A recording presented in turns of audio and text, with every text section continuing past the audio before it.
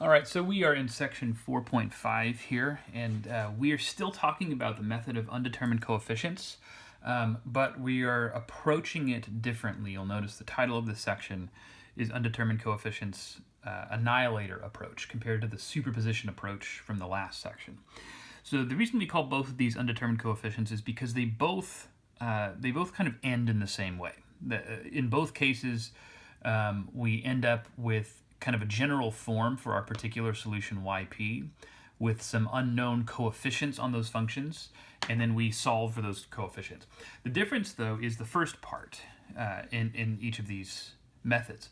So in section 4.4, our superposition approach, what we did is we used g of x, this function here, in our non-homogeneous linear dE with constant coefficients, to suggest the possible form of our particular solution yp. And we show that yp can take a very predictable form, but you do have to be careful comparing your guess to your complementary solution, and if you have any terms that overlap between yp and yc, you have to multiply things by x or some power of x. So we walked through all of that in section 4.4, did several examples. What we're going to do here is develop this thing that we call the Annihilator approach, which essentially leads us to the same place, but we no longer will need to guess the form of gx. It's going to just provide that form for us in the process of using this thing called an annihilator. So we're gonna develop the idea of what an annihilator is, and then at the end of the section, we'll look at a couple of examples of using it to solve DEs. So once again, we're looking at DEs of the same type that we were looking at in the previous section. Linear differential equations with constant coefficients and non-homogeneous, but this function g of x can only take a few particular forms. It can only be of a few particular types, the same types that we looked at back in 4.4. So that means g of x can be polynomial or a polynomial. It can be an exponential function. It can be a sine or a cosine, or it can be any linear combination of those, or product of those, or linear combinations of products of those. But the basic functions will fall into those classes. So in that sense, 4.5 doesn't open up any new doors. It doesn't let us solve new DEs that we weren't already able to solve in 4.4. Again, this is just a different approach to the same method. So what we're going to be doing once we get to the point that we're actually solving some DEs in this section is we're going to take this non-homogeneous differential equation and do something to it that turns it into a new differential equation that's homogeneous. So we're going to convert a non-homogeneous equation into a homogeneous equation. Not only that, that homogeneous equation will also be linear and will also have constant coefficients. So that means that we'll be able to use the techniques of section 4.3 to solve that. And then that leads to a solution to the original DE, which again we'll lay that out in the examples. But how do you do that? Well, what we're going to be looking at is differential operators. We talked about differential operators back in section 4.1, and back then I said that you're going to benefit a lot if you've had linear algebra, because you will have already had some experience working with those operators. I believe if you haven't had linear algebra, the notation of this section might be a little bit confusing, might take you a little extra practice, but that's just a disclaimer. So once again, the idea is to convert this into a new DE that's homogeneous, which means we want this to become 0. And rather than do that algebraically, like just subtracting it from both sides, because that's not actually going to help us, instead what we're going to do is try and find a differential operator such that, and I'm going to use this line right here. So the differential operator, let's just call it L for a second. We want to find an operator such that L of that function is equal to 0. Okay? And then what I do is I take that operator and I use it on both sides of the equation. That's a valid step. So I do L of the left-hand side equals L of the right-hand side. The left-hand side will become a new a new expression, and the right-hand side will become 0. Okay? If you're able to find an operator, a differential operator L, that sends that g of x to 0, we call that operator an annihilator of g. An annihilator is a term that's used in a few different contexts in math, and it almost always has to do with sending something to 0. In fact, I say almost always. I can't think of a single use of that term that does not mean that. So that's the idea, is we're going to be looking for this thing that we call an annihilator of that function. Now, that's you're not going to be tasked with doing this completely on your own.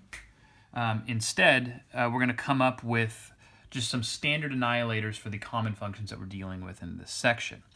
So let's look at each of the basic functions and see if we can develop kind of a library of these things that we can use. First of all, the easiest annihilator to find is for a polynomial. If g of x is a polynomial, we know from calculus that if you take enough derivatives of a polynomial, you eventually get 0. Right? So let's suppose that g of x is an n minus 1th degree polynomial. If you take the nth derivative, so n being 1 more than the degree of that polynomial, it's eventually going to make its way down to 0. In fact, if you keep taking derivatives after that, you're going to continue getting zeros.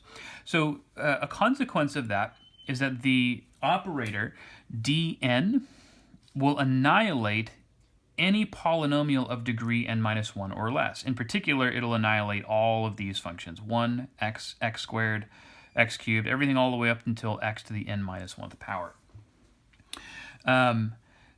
So that's the easiest one to come up with as far as an annihilator of one of these types of functions that we want to look at. Another one that's not terribly difficult to figure out is an annihilator for an exponential function, starting with a kind of a basic exponential function, e to the ax, a being some constant, right? I forgot to correct this. That should say d minus a. Okay, so the function e to the ax is annihilated by this differential operator, d minus a, and we can see that just by evaluating it directly. D minus a, that's the operator of e to the ax. Remember how we deal with operators of this form. We think of this as kind of like using the distributive property, and if there's a constant in there, that constant gets multiplied to that function. So if we sort of envision this as distributing e to the ax into both of these, I get d of e to the ax minus a times e to the ax, but d of e to the ax means the derivative of e to the ax, and the derivative of that would be a e to the ax. I can see now that the difference that's left gives me the 0 that I was looking for. Remember, the goal is to get that to become a 0. Now that's great, but we want to be able to annihilate more complicated functions than just this. In fact, one type of function that we would be encountering is something of this form, a polynomial, in particular a monomial, x to the k, e to the ax. Okay, so that operator alone is not going to annihilate this more complicated looking function. However, rather than try and derive this from scratch, let's use some stuff that we've already done. If you recall, terms like this one show up in our general solution for a homogeneous linear DE with constant coefficients. Basically, the stuff that we were working on back in 4.3. We saw terms like this showing up in that general solution. And they showed up anytime our DE, that homogeneous linear DE with constant coefficients, had an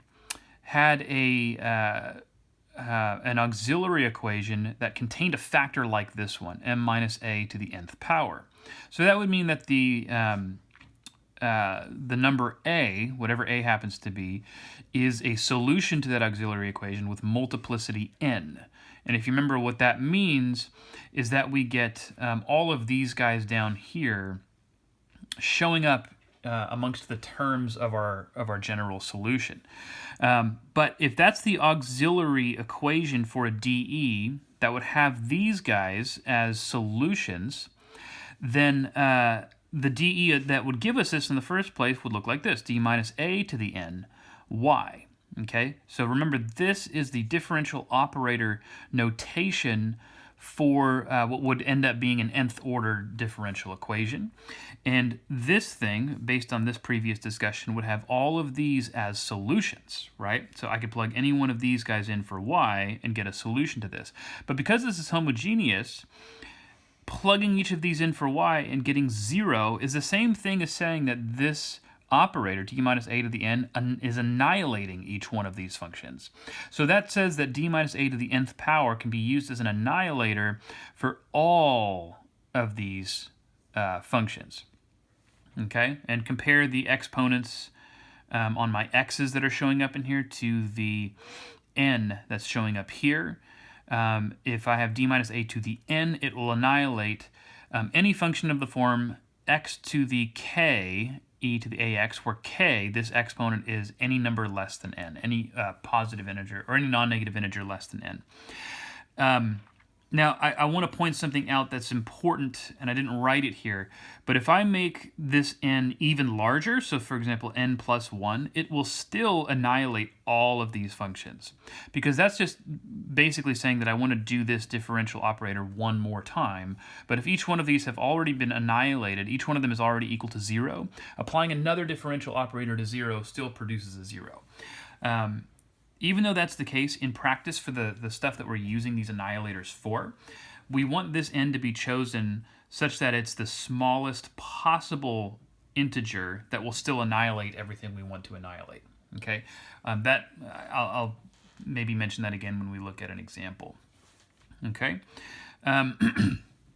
so that using this approach, kind of thinking of this annihilator as coming from a homogeneous equation that we already know how to solve, let's try continuing in let's try milking that idea a little bit more. So we're reminded of the work we did in 4.3 here, and in 4.3 we had those three cases that we looked at. Case 3 of the work we did back in 4.3 was where we got solutions that looked like this: y equals e to the ax cosine of bx, y equals e to the ax sine of bx. This thing, these solutions occurred when we had a, again, homogeneous linear dE with constant coefficients whose auxiliary equation had solutions that were complex conjugates. Let's just say a plus or minus bi. If the auxiliary equation of our dE had these solutions, then these two guys would appear in the as solutions to the original dE. So I'm going to take that idea and work that backwards. What would it look like to get an auxiliary equation that has both of these complex conjugates as solutions? Well, I can find that by creating linear factors with each one of these. M minus a plus bi times m minus a minus bi. This would have roots at both of these complex conjugates. Okay? Now, I don't like the form that this is appearing in. If I were to multiply these two binomials together and combine like terms and do all that stuff, I end up with this: m squared minus 2am plus a squared plus b squared equals 0. That would be the auxiliary equation that would give me these two roots, which would lead to these two solutions to the dE that the auxiliary equation came from. But what does this auxiliary equation belong to? What kind of a dE would give me this? Well, remember, working backwards, we're basically just converting these m's into the differential operators d. So this thing becomes d squared, which means second derivative, minus 2ad plus a squared plus b squared. That whole thing is a constant right there. Applying that to y gives me the homogeneous linear dE that would have those solutions. Okay?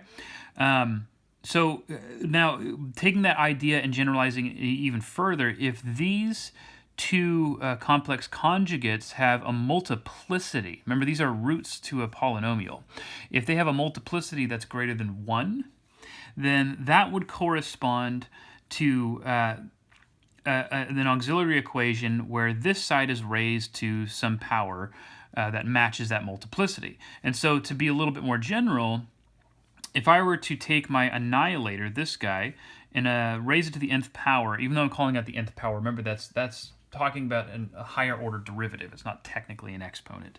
Then we would also end up annihilating any one of these guys. So notice e to the ax cosine of bx, x times e a to x to the cosine of b, or times cosine of bx, x squared times that, all the way up to x to the n minus 1 power times that exponential and cosine.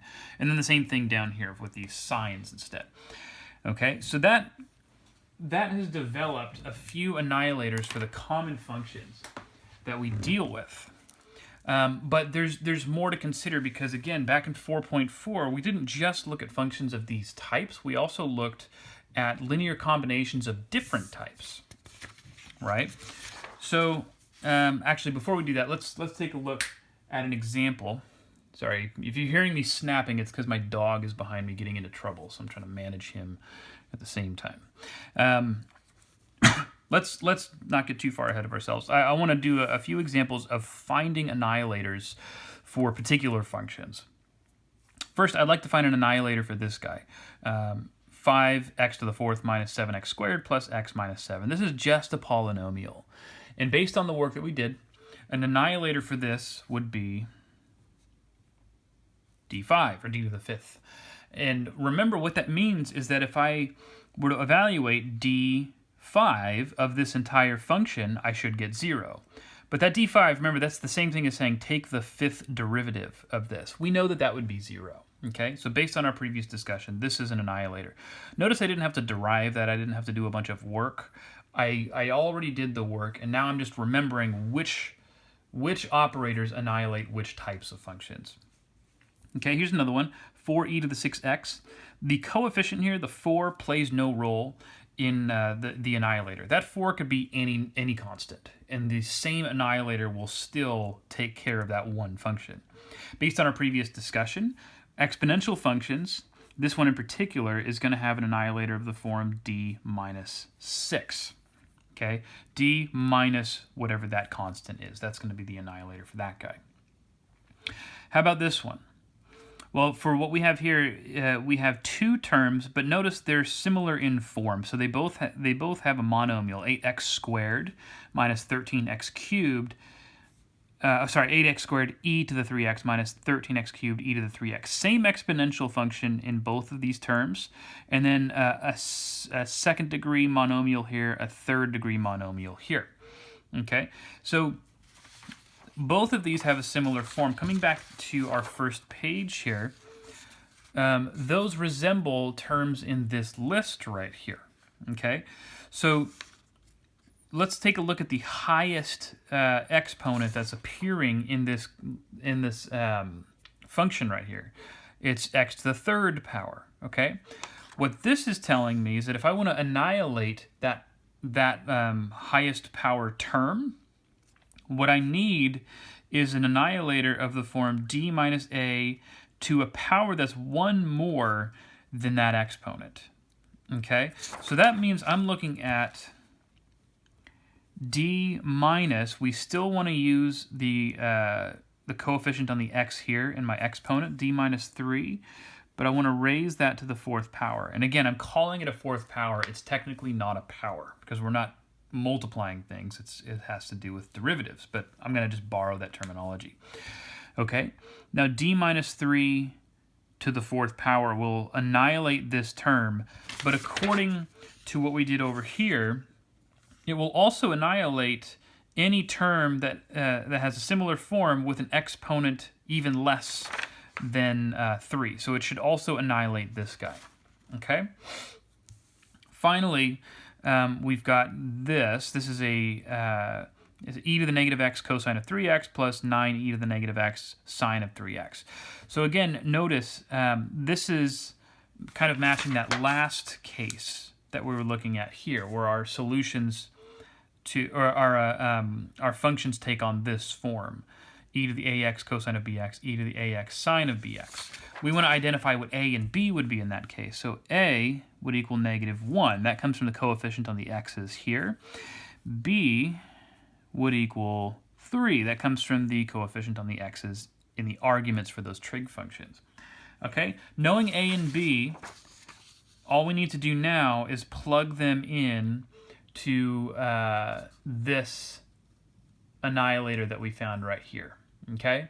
D squared minus 2a plus a squared plus b squared. So that would look like this. D squared minus 2a, so that's minus 2 times negative 1, which would be plus 2, and then I have d there, plus a squared plus b squared. Negative 1 squared plus 3 squared would be 10. This function will annihilate, or this operator will annihilate all of this, okay?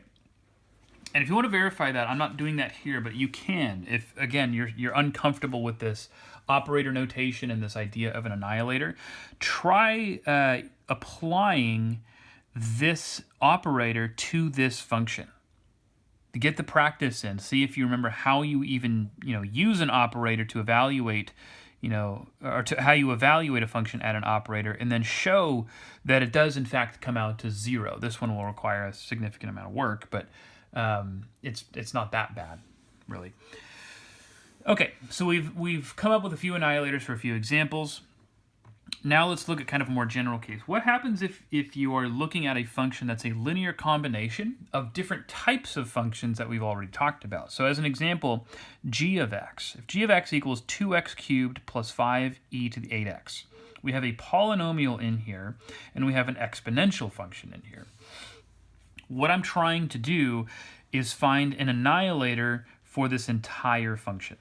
Okay, what's a differential operator that I can plug this into so that it sends it to 0?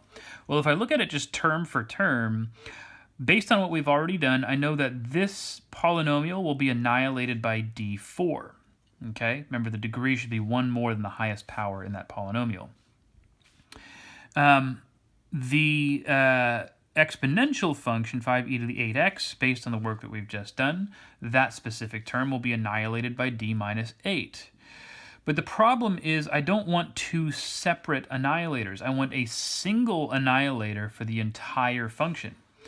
So fortunately, all we need to do is build one out of these two that we already found. In particular, if we form the composition of these two guys. Remember, operators technically are functions, and you can form compositions of functions. If I did d4 composed with d minus 8, so this guy and this guy, what happens there? Well, applying that to some general function y, remember you think of this y as distributing in, so I get dy, which is y prime, minus 8y here, and then I evaluate d4, which is the fourth derivative of everything going on inside here, giving me the fifth derivative of y minus 8 times the fourth derivative of y. Okay, now I suggest that this operator in particular, is an annihilator for this g of x up here, which is the same thing as saying that if I were to take this function, 2x cubed plus 5e to the 8x, plug it into this, it should come out to 0. Now you can verify that pretty easily. Notice both of these derivatives are of a higher order than the power on that polynomial. So I know right away that this polynomial is annihilated in both of these terms, or it goes to 0 in both of these terms.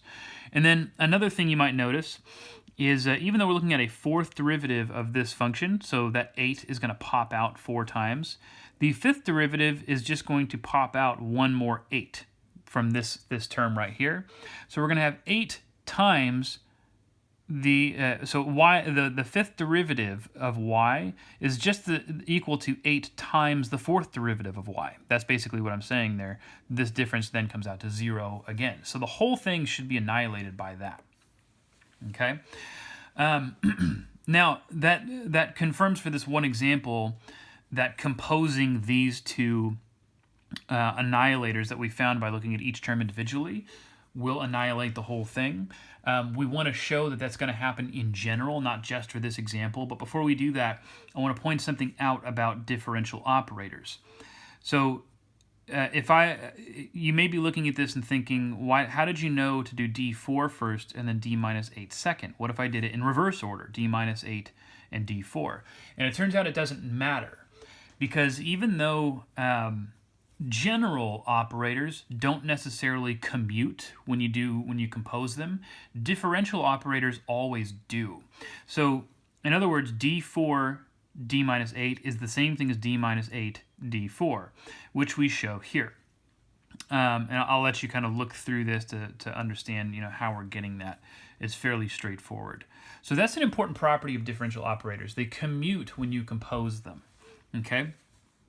Now, how can we show that if we want to annihilate a linear combination like we have up here of two different classes or two different types of functions, how do we show that composing annihilators for each one gives us an annihilator for the whole thing?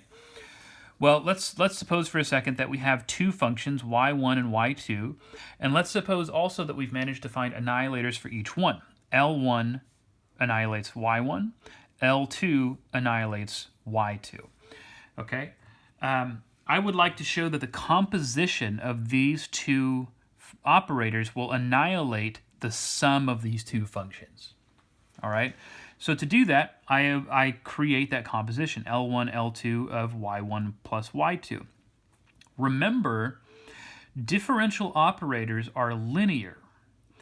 They're linear operators, and we defined that back in section 4.1. That allows us to split this thing up into this sum right here. L1, L2 of my first function, y1, plus L1, L2 of my second function, y2. That's using the linearity of differential operators. Okay? Now, based on the previous discussion that we just had, compositions of linear operators are commutative. So I can switch the order here. L1, L2 can become L2, L1, and nothing really would have changed there. But the importance of that, if you remember what this notation means, L2, L1 means we evaluate L1 of y1 first, get a result, and then evaluate L2 of that result. But think about this for a moment. Where did L1 and L2, for that matter, come from? Well, L1 is an annihilator of y1, and L2 is an annihilator of y2, meaning that L1 of y1 is equal to 0, and L2 of y2 is equal to 0. Therefore, I have L2 of 0 plus L1 of 0. Now this here, I copied this from your book. This here is just saying it equals 0. But how do we know that? Well, again, if you have zeros in here and in here, any differential operator applied to 0 is just going to be 0. And that's because any derivative, any nth derivative, regardless of what n is, of the function 0 will always be 0. So this becomes 0 plus 0, and that's where that 0 is coming from. Okay, so to wrap up this last section, or this first video, before we do the actual undetermined coefficients thing, I want to find an annihilator for a linear combination of two different types of functions, a polynomial and a trigonometric function sine of 10x. So if I look at this guy right here, this polynomial, that's going to be annihilated by, let's do this, annihilated by d4. Again, that's chosen to be 1 greater than the degree of that polynomial. That will send that thing to 0. This guy, sine of 10x, sine of 10x can be thought of as e to the 0x sine of 10x, right? Because that puts that in the form that we've been using and that we've derived an annihilator for. So that means that a is equal to 0 in this case, b is equal to 10. If that's the case, then a equals 0, b equals 10. Using the annihilator that we found for functions of this type, remember let's go like this. Annihilated by, we know that the annihilator will look like d squared minus 2a, except a is equal to 0, so that term drops out, plus, oops, there should be 10 right there, plus a squared plus b squared. 0 squared plus 10 squared, that would be plus 100, okay? So what is the annihilator for this entire sum of functions here? Well, all I need to do is compose these two. So the answer is this. Okay? Now I could distribute that d4 in, right, which would give me d6 plus 100 d4. But it's actually beneficial for you to not do that. And you're going to see why when we get to the undetermined coefficients method that we're going to use to solve DEs, because we're going to convert these guys into auxiliary equations. And if you leave it in this form, your auxiliary equation will already be factored for you, which is, you know, that's part of what you need in that method. But we'll look at some examples in the next video.